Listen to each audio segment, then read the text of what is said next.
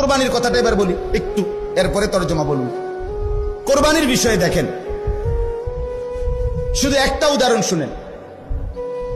কোন মুসলমান কোরবানির 3 দিন অর্থাৎ 10ই জিলহজ কোরবানি হয়, যেদিন আমরা কোরবানি করি এটারই কয় 10ই জিলহজ। তো কোরবানির দিন এবং তার পরের 2 দিন, মোবাইলটা সাউন্ড করে দেন তো, সাউন্ড করে দেন। তো 10, 11, 12 জিলহজ মাসের এই 3 দিন মানে কোরবানির দিন আমরা যেটারে বলি, তারপরের 2 দিন সহ এই 3 দিনের ভিতরে যদি কারো কাছে 52.5 বড়ি রূপার সমপরিমাণ টাকা মূল্য থাকে, তাহলে তার উপরে কোরবানি ওয়াজিব। 52.5 বড়ি রূপার দাম সর্বোচ্চ যদি 1000 টাকা করে হয় বড়ি, রূপার বড়ি কম, স্বর্ণের বড়ি বেশি।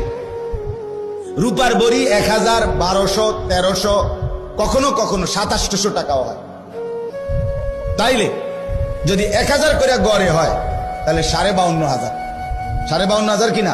এই ঈদের দিন, কোরবানির ঈদের দিন এবং তারপরের 2 দিনের মধ্যে যে কোনো টাইমে কারো কাছে যদি নিজের ঘরের এই মৌলিক প্রয়োজন, ওই যেটা আমি বললাম হাওয়ায় যে আসলি, বউ বাচ্চার বাজার, ওষুধপত্র সহ আমরা মৌলিক খরচ যেটা মোটা দাগের, এই মৌলিক খরচ যা তার অতিরিক্ত যদি ওই পরিমাণ টাকা সম্পদ কারো কাছে থাকে, তার উপরে কোরবানি ওয়াজিব।